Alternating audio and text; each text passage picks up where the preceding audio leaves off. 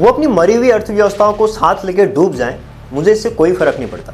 दोस्तों, ये tweet Thursday को राष्ट्रपति डोनाल्ड ट्रंप ने social media site Truth Social पे किया था, जिसमें उन्होंने कहा था कि I don't care what India does with Russia, they can take their dead economies down together, that all I care.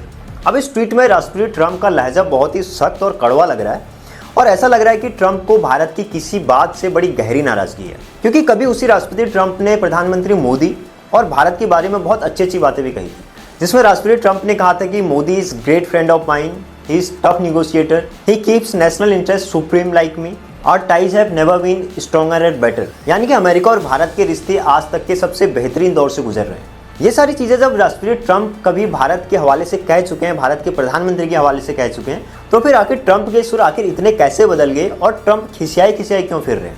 अब इस वीडियो में जानेंगे कि ऐसी कौन सी चीज़ है जो ट्रंप के मुताबिक नहीं हो रही और ट्रंप भारत से इतने खफा हो गए। दरअसल जब प्रधानमंत्री मोदी ने संसद में साफ साफ कह दिया था कि भारत और पाकिस्तान के बीच सीज फायर किसी विदेशी दबाव या फिर किसी तीसरे की मध्यस्थता में नहीं हुआ। अध्यक्ष जी,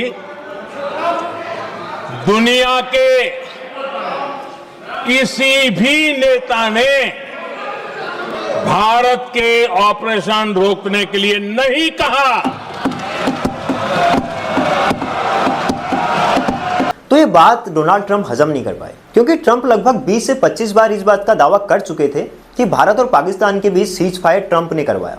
लेकिन जब प्रधानमंत्री मोदी ने इस बात को क्लियरली संसद में नकार दिया था, तो फिर ट्रंप की सारी चाल उल्टी पड़ गई। 10 मई को डोनाल्ड ट्रंप ने भारत और पाकिस्तान के सीज फायर के हवाले से एक ट्वीट किया था, जिसमें उन्होंने लिखा था कि उनके कहने पर या फिर उनकी मध्यस्थता में भारत और पाकिस्तान सीज फायर के लिए एग्री हो गए। उनके इस ट्वीट के बाद पूरे भारत में आग सी लग गई थी। अपोजिशन लगातार इस मामले में सरकार को घेर रहा था। सोशल मीडिया से लेकर मेन मीडिया तक इसी बात की चर्चा हो रही थी और लोगों के मन में यही सवाल कौंध रहा था कि ये सीज फायर का अनाउंसमेंट किसी तीसरे देश के द्वारा किया जा रहा है, ये अनाउंसमेंट भारत के प्रधानमंत्री द्वारा किया जाना चाहिए था। और उसके बाद इस मामले में इंडियन गवर्नमेंट भी बैकफुट पे नजर आने लग गई थी। लेकिन भारत पाकिस्तान के सीज फायर का क्रेडिट लेने के पीछे ट्रंप के दिमाग में कुछ और चीजें चल रही थी। दरअसल ट्रंप का बार बार भारत पाकिस्तान के सीज फायर के क्रेडिट लेने के पीछे ट्रंप की ईगो या फिर पॉलिटिकल ब्रैगिंग नहीं थी, बल्कि इसके पीछे साफ भारत के ऊपर जियोपॉलिटिकल और इकोनॉमिक दबाव बनाने की पूरी कोशिश थी। क्योंकि भारत और अमेरिका अभी एक इंपॉर्टेंट ट्रेड निगोशिएशन डील के बीच में है और ट्रंप ट्रेड निगोशिएशन में भारत से एक ऐसा फ्री और फेवरेबल ट्रेड डील चाहते हैं जो अमेरिका को भारत में एक्सपोर्ट्स की ज़्यादा सुविधा दे। अमेरिकी कंपनी जैसे अमेजोन, एप्पल, टेस्ला या फिर जो डिफेंस कॉन्ट्रैक्टर हैं, उनको कम टैक्स, कम रेगुलेशन से सीधे भारतीय मार्केट में एंट्री मिल जाए और इसके अलावा भारत की तरफ से इंपोर्ट टैरिफ्स भी घटा दिए जाएं। इसके अलावा इस ट्रेड डील में अमेरिका जो दूसरी बड़ी चीज़ भारत से चाहता है वो ये है कि वो भारत के डेयरी और एग्रीकल्चर फील्ड में घुसना चाहता है। वो भारत में अपने जेनेटिकली मॉडिफाइड एग्रीकल्चर प्रोडक्ट बेचना चाहता है। लेकिन भारत इस मामले में साफ साफ कह चुका है कि एग्रीकल्चर एक ऐसा एरिया है जो हमारी रेड लाइन है। हम अपने फार्मर्स के हितों की पूरी रक्षा करेंगे और उनके हितों के साथ कोई समझौता नहीं किया जाएगा। इसके अलावा अमेरिका चाहता है कि भारत अमेरिका के साथ बड़ी डिफेंस डील साइन करे और भारत अमेरिका का 5th जनरेशन फाइटर जेट खरीदे, जिसकी पेशकश राष्ट्रपति ट्रंप भारत के सामने खुद रख चुके हैं। लेकिन खबर है कि भारत ने इसको खरीदने से मना कर दिया है और इसकी कुछ वजह भी है। इसका पहला रीज़न ये है कि भारत दशकों से रशियन प्लेटफॉर्म यूज़ करता आ रहा है, जैसे सुखोई, मिराज, मिग। इनसे भारत भली भांति परिचित है, लेकिन इस प्रकार का कोई भी अमेरिकन प्लेटफॉर्म भारत ने आज तक यूज़ नहीं किया है। इसलिए इनको अपने डिफेंस सिस्टम के साथ पैच करना बहुत ही कॉम्प्लिकेटेड मामला हो जाता है। दूसरा, जो अमेरिका का F-35 5th generation fighter plane है, ये बहुत ही महंगा है। दूसरा, भारत को इस जेट की कीमत, इसके रख रखाव का खर्च और अपनी ज़रूरतों के हिसाब से फिट ना बैठ पाने की वजह से भारत इस फाइटर प्लेन को खरीदने के मूड में नहीं दिख रहा है। अमेरिका की इस F-35 5th जनरेशन प्लेन की जो कीमत है वो लगभग 80 बिलियन US डॉलर के आसपास बताई जाती है, जो भारतीय रुपयों में लगभग 670 करोड़ रुपए होती है। इसके अलावा इसमें ट्रेनिंग और जो बुनियादी खर्च होते हैं उसको अलग से जोड़ना पड़ता है, इसलिए ये भारत के लिहाज से बहुत महंगा पड़ रहा है।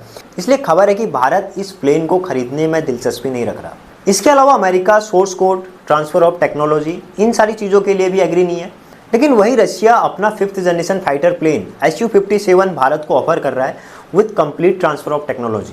F-35 के कंपैरिजन में रशिया के Su-57 की कॉस्ट भी कम है और ये भारतीय सिस्टम के साथ इजीली पैच भी हो सकता है। इसलिए ट्रंप के इस तरह के बयानों से साफ संकेत मिलते हैं कि भारत ने ट्रंप के शर्तों वाली डील साइन नहीं करी, इसलिए वो तिलमिला गए हैं। ट्रंप को ऐसा लगता है कि भारत रशिया के करीब जा रहा है, खासकर रक्षा क्षेत्र में, इसलिए उन्होंने भारत और रशिया को डेड इकोनॉमीज कह के नीचा दिखाने की कोशिश करी है। यानी कि ये बयान इस तरह का रिटेलिएशन है कि अगर आप मेरी बात नहीं मानोगे तो मैं वैश्विक मंचों पर, वैश्विक स्तर पर आपको नीचा दिखाऊंगा, आपको डाउनग्रेड करूंगा। अमेरिका को भारत के साथ रशिया की करीबी बहुत खलती है, वो चाहे डिफेंस डील हो या फिर ऑयल ट्रेड। अमेरिका कभी नहीं चाहता कि भारत रशिया के करीब जाए या फिर रशिया से कोई ट्रेड करे। भारत ने फाइनेंशियल ईयर 2024-25 में अपनी ज़रूरत का सबसे ज़्यादा तेल रशिया से ही खरीदा था।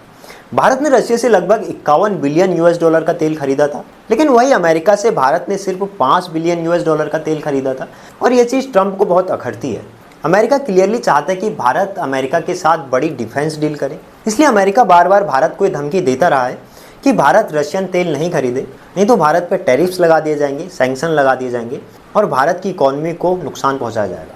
अमेरिका चाहता है कि भारत उसे अपने डिफेंस डिपेंडेंसी के लिए चुने, जिससे अमेरिकन कंपनी जैसे लॉकहीड मार्टिन, बोइंग और जनरल एटॉमिक्स जैसी कंपनियों को बढ़ावा मिले।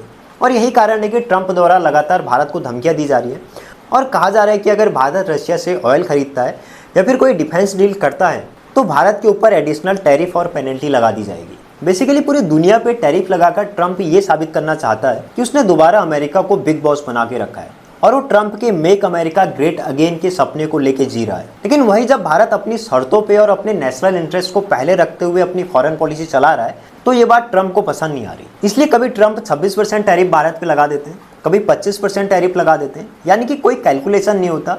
जो भी ट्रंप के माइंड में एक रैंडम फिगर आती है टैरिफ की, वो किसी भी देश पे लगा दिया जाता है। और अब यही रीजन है कि पूरी दुनिया अब ट्रंप को इतना सीरियसली ले भी नहीं रही, क्योंकि दिन में 4 बार अपने ही बयान को बदलने वाले बयान बहादुर डोनाल्ड ट्रंप की फिसलती जबान को अब कोई सीरियस नहीं ले लेता।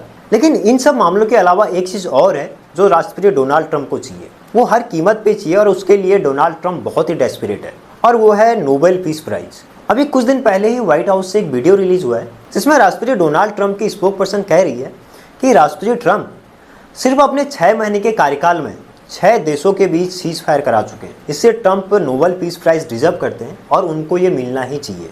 The president has now ended conflicts between Thailand and Cambodia, Israel and Iran, Rwanda and the Democratic Republic of the Congo, India and Pakistan, Serbia and Kosovo, and Egypt and Ethiopia. This means President Trump has brokered, on average, about 1 peace deal or ceasefire per month during his 6 months in office. लेकिन भारत का साफ तौर पर Trump के cease fire mediation के बारे में इनकार करना और राष्ट्रपति ट्रंप के 6 महीने के बाद भी रशिया यूक्रेन की लड़ाई अब तक जारी है, वो अभी ख़त्म नहीं हुई है, ये दो चीज़ें ट्रंप के नोबेल पीस प्राइज में बहुत बड़ी बाधा बने हुए हैं। क्योंकि राष्ट्रपति ट्रंप ने क्लियरली कहा था कि उनके राष्ट्रपति बनने के 24 घंटे बाद ही वो रशिया और यूक्रेन की लड़ाई बंद करा देंगे। लेकिन आज 6 महीने के बाद भी रशिया और यूक्रेन की लड़ाई चल रही है और राष्ट्रपति ट्रंप इसको ख़त्म नहीं कर पाए। बेसिकली यही वो रीज़न है जिससे राष्ट्रपति ट्रंप भारत से चिढ़े हुए हैं और भारत से नाराज़ हैं। यानी कि ट्रंप वो नाराज़ फूफा है जो बात बात पर मुंह फुला देता है लेकिन उसकी कोई सुन नहीं रहा, इसलिए उसके डेस्परेशन, उसके फ्रस्ट्रेशन का सबसे बड़ा कारण बन रही है।